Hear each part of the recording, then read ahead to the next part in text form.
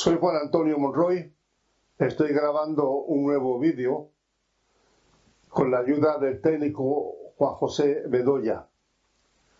Coincidiendo con las fechas que estamos viviendo, he escrito conferencias sobre la última semana que Cristo pasó en la tierra.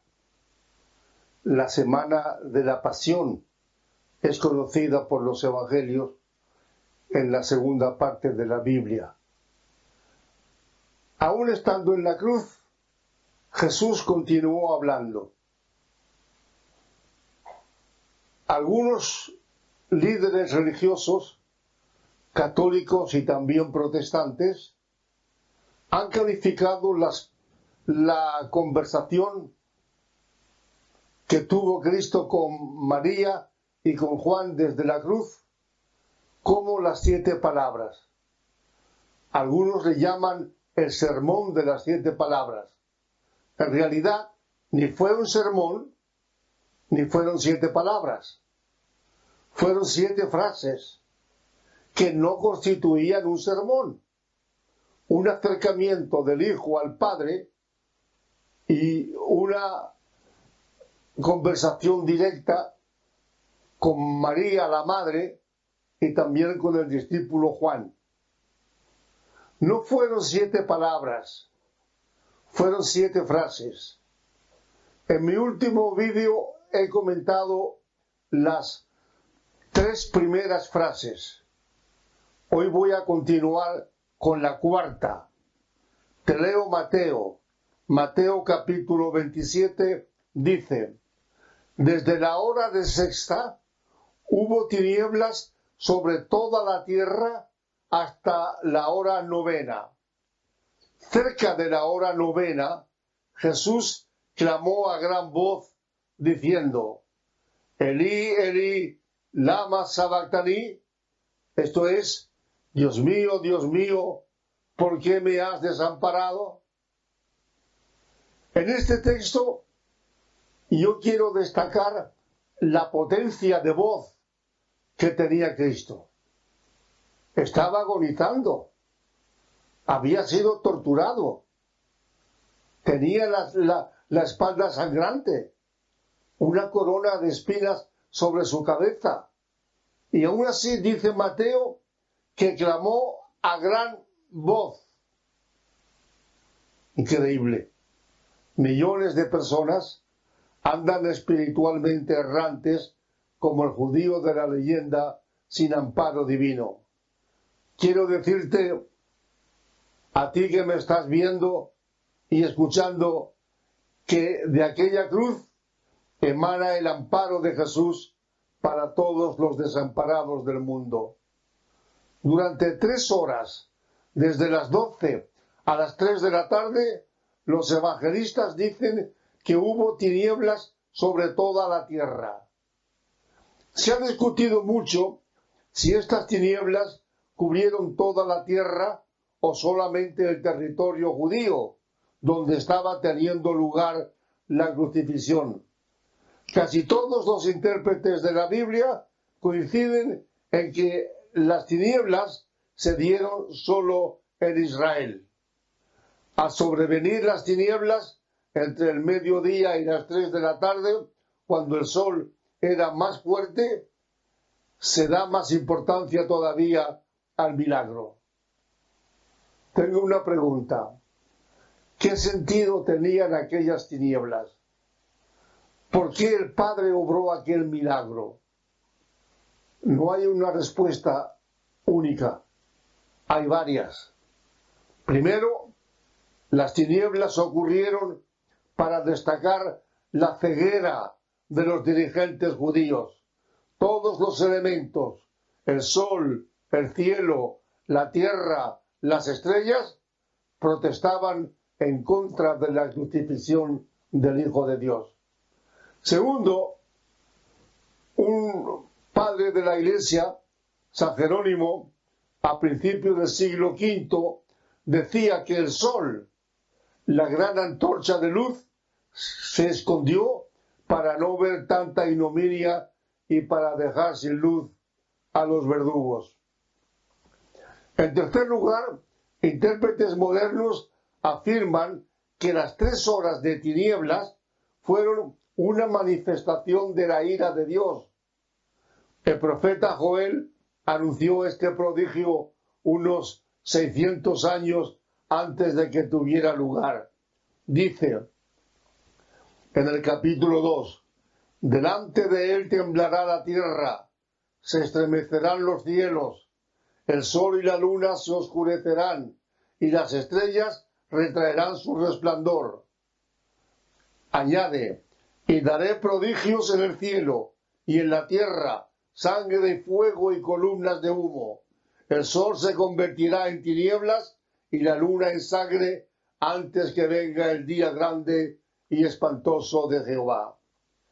En cuarto lugar, quiero decirte que aquellas tinieblas que oscurecieron la tierra de Israel durante 3 horas confirmaron la divinidad de Cristo, que aquel crucificado era realmente Dios.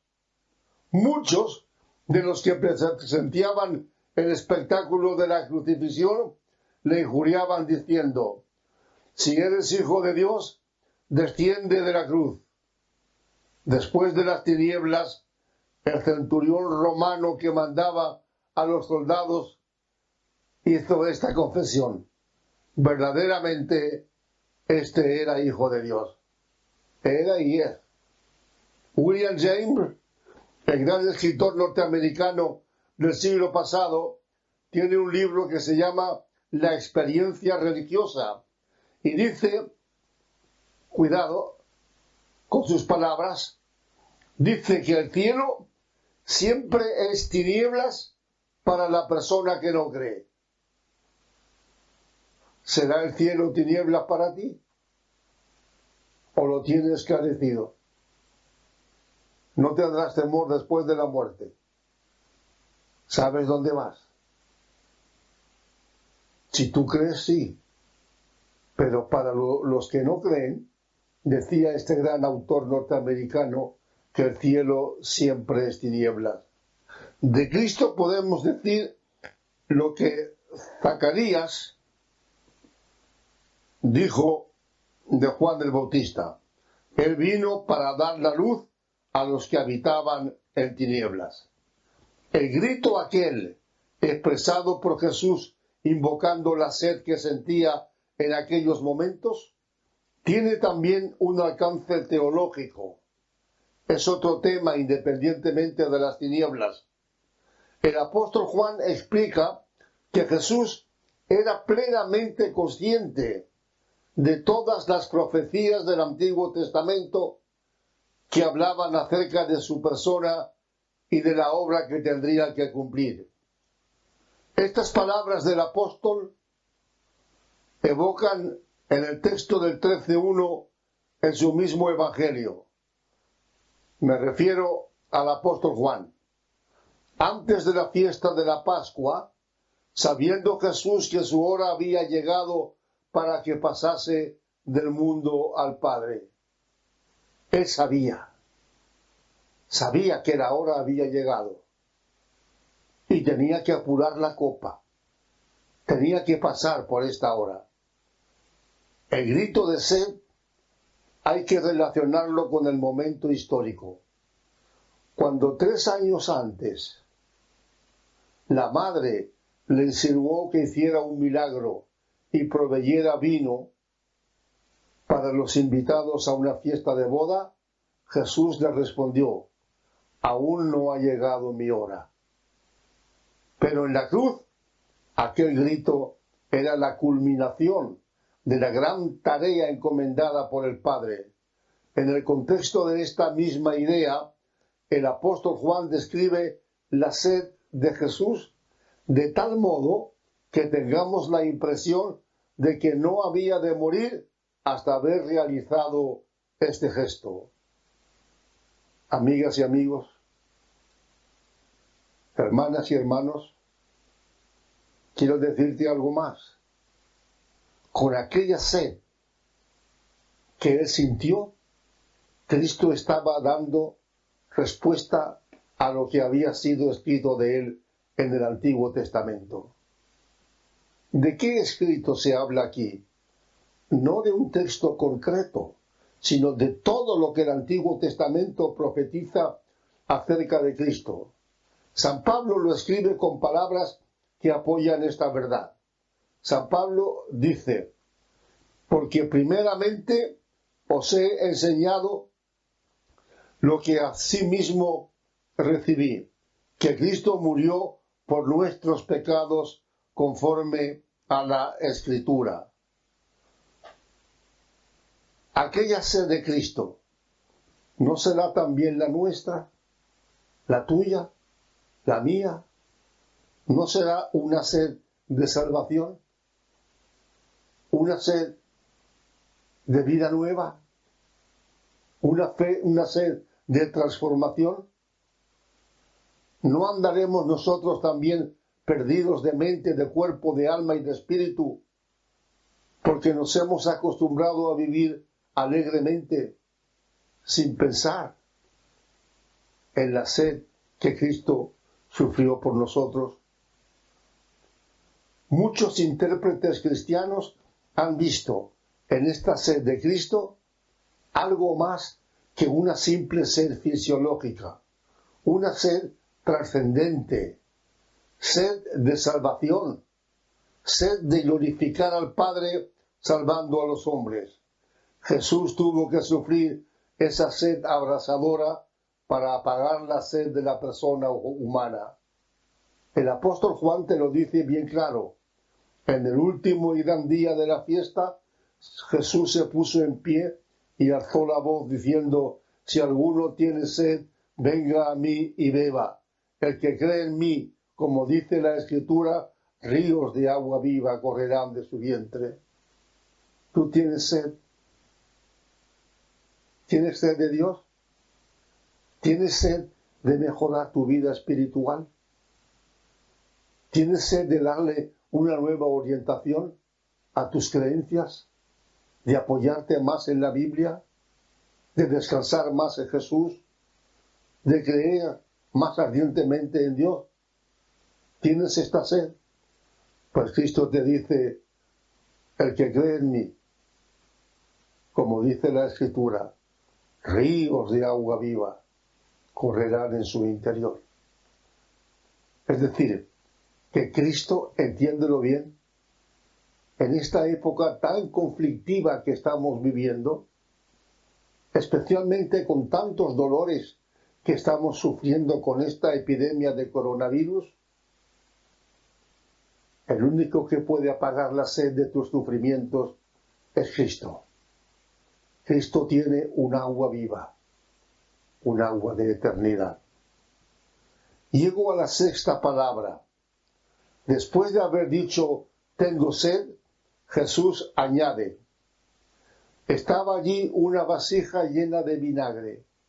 Entonces ellos, es decir, los soldados, empaparon en vinagre una esponja y poniéndola en un hisopo, se la acercaron a la boca. Cuando Jesús tomó el vinagre, dijo, consumado es. Y habiendo inclinado la cabeza, entregó el Espíritu. Aquella salvación que perdimos en el paraíso a causa de Adán y Eva es recobrada hoy día por Cristo en la cruz. Los soldados romanos, para que entiendas mejor esta frase de San Juan, los soldados romanos tornaban frecuentemente un refresco compuesto de vinagre y de agua. Se los turnaban entre ellos y lo bebían. Generalmente el líquido contenía mucho vinagre. Los que estaban al pie de la cruz tenían varias vasijas con este líquido. Uno de los soldados empapó una esponja que posiblemente tenía a mano para limpiarse la sangre, la puso en una caña y se la acercó a los labios de Jesús. El que el soldado romano ofreciera a Cristo la esponja no llevaba ninguna mala intención. Es posible que lo hiciera para ofrecerle un alivio, pero sin pretenderlo el hombre, que era pagano, no era judío, estaba cumpliendo el Salmo 69, donde leemos: me pusieron además hiel por comida, y en mi sed me dieron a beber vinagre. Esto se escribió casi 1000 años antes de que los soldados cumplieran esta profecía sin saberlo. ¿Qué significado tenían aquellas dos palabras de Cristo cuando dice consumado es? Te lo explico. Para explicártelo, tengo que subir hasta Génesis capítulo 3 y a Malaquías capítulo 2. A lo largo de 1600 años, los autores del Viejo Testamento profetizaron acerca de Cristo. Ellos mismos no lo sabían. Había una mente poderosa e invisible detrás de la Escritura. La mente del Padre, la mente de Dios. Es una prueba más de que la Biblia es palabra inspirada por Dios. Cierto que Dios utilizó para comunicarse a seres humanos, a escritores, a hombres que le adoraban en distintos cultos. Pero, en el fondo, la profecía de Génesis capítulo 3 y versículo 15 señala hacia la cruz de Cristo en aquellos tiempos. El apóstol Pedro lo dice mejor que yo. Lo dice con una claridad impresionante. Te leo. Los profetas que profetizaron de la gracia destinada a vosotros, inquirieron y diligentemente indagaron acerca de esta salvación, escudriñando qué persona y qué tiempo indicaba el Espíritu de Cristo que estaba en ellos, el cual anunciaba de antemano los sufrimientos de Cristo y las glorias que vendrían tras ellos. Curioso. Tengo que seguir leyendo. Pero es que se me ha ocurrido comentar este párrafo. El Espíritu de Cristo estaba en ellos. ¿Y quiénes eran ellos? Todos los profetas del Viejo Testamento, todos los escritores, desde Génesis hasta Malaquías, escribieron acerca de Cristo. Y sigue diciendo Pedro, anunciaron de antemano los sufrimientos de Cristo y las glorias que vendrían después de ellos. Esto se les reveló que no para sí mismos, sino para nosotros, es decir, para ti y para mí. Administraban las cosas que ahora os son anunciadas por los que os han predicado el Evangelio por el Espíritu Santo enviado desde el cielo, cosas en las cuales anhelan mirar los ángeles. Es decir, que todas las profecías bíblicas acerca de la semana de pasión que vivió Jesucristo ya está en la primera parte de la Biblia. Y esto te confirma una vez más que la Biblia que tú llevas el domingo al culto, la Biblia que lees, es auténtica palabra de Dios, revelada por Dios para nuestra edificación y crecimiento espiritual. Sigue Mateo en el capítulo 5. Mateo dice que en una ocasión Cristo le dijo a los judíos, no penséis que he venido para abrogar la ley o los profetas. No he venido para abrogar, sino para cumplir. Aquí están, hermanas y amigos, los dos grandes pilares de la religión judía, la ley y los profetas. Cristo cumplió en su vida todo lo que de él escribieron los profetas. Cristo no invalidó la ley, no la destruyó, la cumplió igualmente. Murió, ¿de qué manera? murió en 3 horas antes de que empezara la Pascua judía. Él era el Cordero Pascual. Estaba escrito que tenía que morir entonces, en aquella fecha. Era el Cordero dispuesto por el Padre para que llevara sobre sí los pecados del mundo. ¡Qué frase tan bonita! Estas sí que son 2 palabras. Consumado es. ¿Qué es lo que estaba consumado? Primero, consumadas las profecías, consumada la ley, consumada quedó la voluntad del Padre, consumada quedó la misión de Cristo en la tierra, consumada quedó la redención del género humano. Un obispo, Fulton Sheen, de origen chino, muy conocido, escribió unas palabras que voy a leerte. Te las voy a leer porque me gustaron mucho cuando yo las leí por primera vez. Dice este hombre: aquella exclamación de Cristo, consumado es, abría al hombre el camino de la eternidad, como dice la Biblia en la epístola a los Hebreos.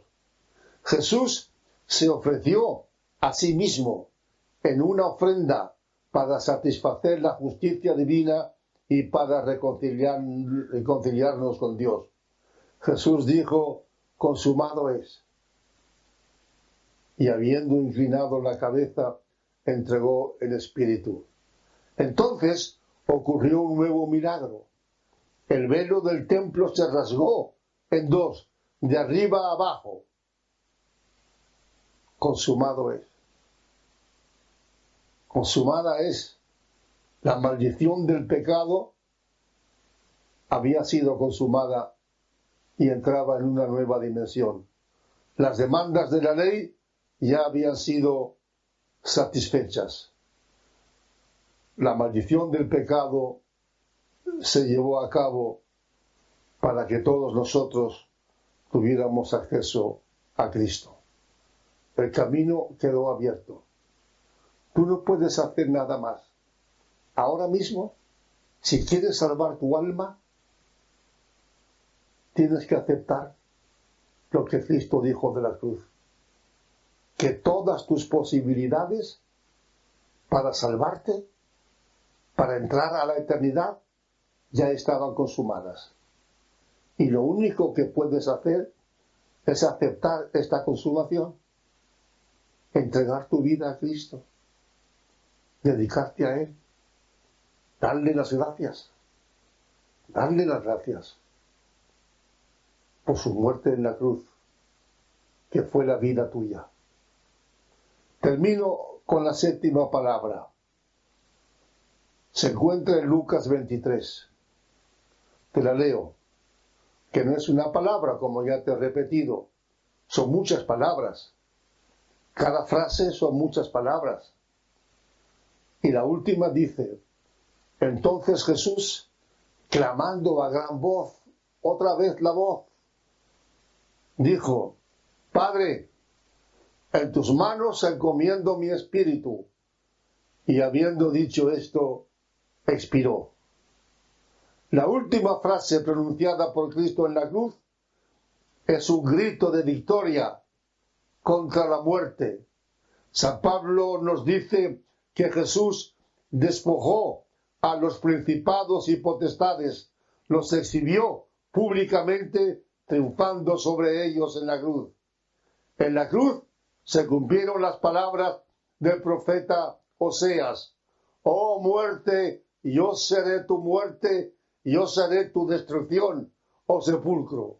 Cristo mató a la muerte, la aniquiló, para que tú puedas gozar de la vida eterna que Él te da junto al Padre. De los 4 evangelios, el de Lucas es el único que registra la última palabra o frase de las 7 que pronunció Jesús en la cruz. Esta exclamación está inspirada en el Salmo 31. Tú eres mi refugio, en tu mano encomiendo mi espíritu. El Padre no le abandonó nunca. Él se sentía refugiado en el corazón del Padre.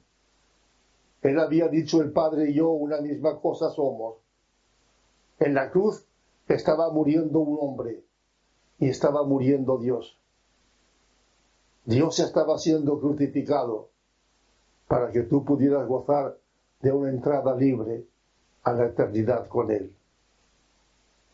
El significado de la palabra aquí, entregar, encomendar el espíritu, es muy importante. Curioso, la semana de la pasión tiene infinidad de enseñanzas. Jesús no murió de agotamiento físico, aunque pudo haber ocurrido. No murió porque los romanos le hubieran crucificado. De haber querido, habría descendido de la cruz, como le pedían algunos de los que le escarnecían. Jesús murió por voluntad propia. Entiéndelo bien. Murió porque quiso. ¿Estarías tú dispuesta o dispuesto a morir? No ya por la humanidad, sino por un vecino tuyo o por un familiar. Pues Cristo murió por ti. Espíritu aquí es sinónimo de vida. Cuando Jesús dice: en tus manos encomiendo mi espíritu, está diciéndole al Padre: en tus manos encomiendo mi vida. Y no le quitaron la vida a Él. Te lo he dicho antes, Él la entregó voluntariamente. Se cumplió aquí otra profecía, la de Isaías, en el capítulo 53 de su libro. Derramó su vida hasta la muerte, y muerte de cruz. Por eso me ama el Padre, según está escrito en San Juan capítulo 10, porque yo pongo mi vida para volverla a tomar. Sabía Cristo que iba a resucitar. Lo sabía desde la cruz. Pongo mi vida para volverla a tomar. Nadie me la quita, ni Pilato, ni los soldados. Nadie me la quita, sino que yo de mí mismo la pongo. Tengo poder para ponerla. Tengo poder para volverla a tomar. Este mandamiento recibí de mi Padre. Aquella entrega del Espíritu fue el mejor comentario a sus palabras anteriores. Lo que se entrega es voluntario. No es voluntario lo que no se entrega. Lo que se entrega sí. Es un dador. Si con su vida Cristo nos enseñó a vivir, con su muerte Cristo nos enseñó a morir. La muerte de Cristo nos confirma tres grandes verdades de la esperanza cristiana. Primera, hay un Padre. Dios no es un invento absolutamente de nadie, porque Él se dirige al Padre, se dirige a Dios. Luego tenemos un Padre. La segunda lección, hay un más allá.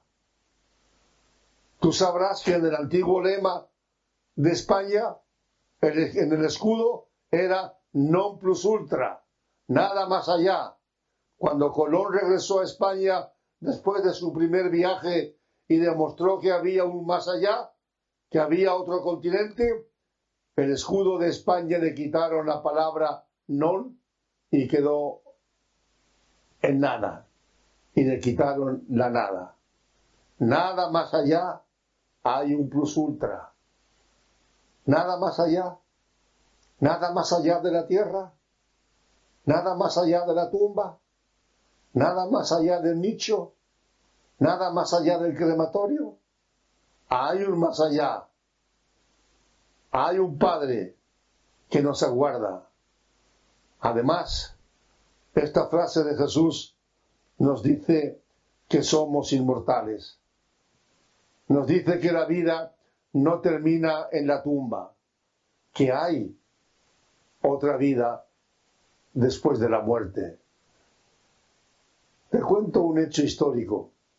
El día 2 de julio de 1961, por cierto, yo estaba en Inglaterra, en Londres, estudiando periodismo. El 2 de julio de 1961 se suicidó a los 62 años uno de los novelistas más grandes de este siglo, el norteamericano Ernesto Hemingway. Con una escopeta de caza se pegó un tiro en la boca. Fue enterrado 4 días después, el 6 de julio, en un pequeño cementerio cercano a las montañas de Sun Valley, en Idaho. El pastor que ofició en la ceremonia dijo: Dios, concédele a tu siervo Ernesto el perdón de los pecados. Aquel pastor andaba equivocado. Dios no podía concederle a Hemingway, a nadie, absolutamente a nadie, el perdón de los pecados después de la muerte. El perdón de los pecados se concede cuando uno está en vida. Después de que tú mueras, ya pueden decirte misas durante millones de años, día y noche, que tu cuerpo no sale del lugar, ni tu alma tampoco del lugar donde Dios los tenga destinados. Es ahora, cuando estás viva, cuando estás vivo. Hemingway, yo creo que sabía esto, porque era un gran lector de la Biblia, pero el hombre murió sin haber pedido perdón por sus pecados. En la vida de Hemingway, Dios siempre fue una palabra vacía en sus labios. A veces era un recurso literario. Usaba a Dios para escribir cuentos, como el que escribió y publicó el año 1927, un pequeño cuento que se titula Un lugar limpio y bien iluminado. ¿Sabes qué hace Hemingway en este cuento? Por cierto, si no lo has leído, léelo. Fue un gran novelista. Pero en este cuento, él escribe de nuevo el Padre Nuestro, pero lo escribe a su manera. Lo escribe desde el punto de vista de un ateo, de una persona que no cree. Te leo parte del cuento. Nada nuestra que estás en la nada. Nada sea tu nombre. Venga a nosotros tu nada en la nada, así como la nada. Danos hoy la nada de cada día y perdona nuestras nadas, así como nosotros perdonamos nuestras nadas, pues gracias de nada. Para Hemingway, en aquel cuento al menos, no sé si cambiaría después de pensamiento a lo largo de la vida, pero en aquel cuento, la vida del hombre termina en la nada. Puede que la suya terminara en la nada, pero ¿terminará la tuya en la nada?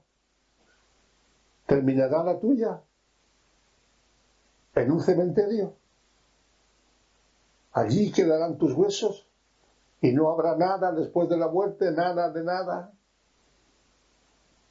Mira y escucha las dos cosas. Uno de los grandes ateos que hicieron la Revolución Francesa, Voltaire, gritó poco antes de morir: muero abandonado por Dios y por los hombres. Qué triste. Según su expresión, Voltaire murió abandonado por Dios. Pero Cristo murió confiando en el Padre. Y quiero preguntarte aquí, cuando estoy por poner punto final a este vídeo de hoy, quiero preguntarte, ¿cómo será tu muerte? Puede que me digas: Juan Antonio, no me hables ahora de muerte, en esta época de epidemia que estamos viviendo. Pues ¿cómo será tu muerte? ¿En qué estado espiritual abandonarás esta tierra? Si no estás segura o seguro, Cristo puede darte la victoria sobre la muerte. Cristo lo hará en cuanto tú se lo pidas, pero tienes que pedírselo. En la cruz, Cristo está suspendido entre el cielo y la tierra. Es el perfecto mediador entre el hombre y Dios. Es el único que puede reconciliarte con el Padre. Cristo en la cruz tiene la cabeza inclinada para besarte. Cristo en la cruz tiene el corazón abierto para amarte. Cristo en la cruz tiene los brazos extendidos para abrazarte. Cristo en la cruz tiene todo su cuerpo expuesto para rescatarte de tus pecados. Será en el próximo vídeo. Y espero que sigas hablando a tus amigos y vecinos acerca de estos vídeos. Gracias.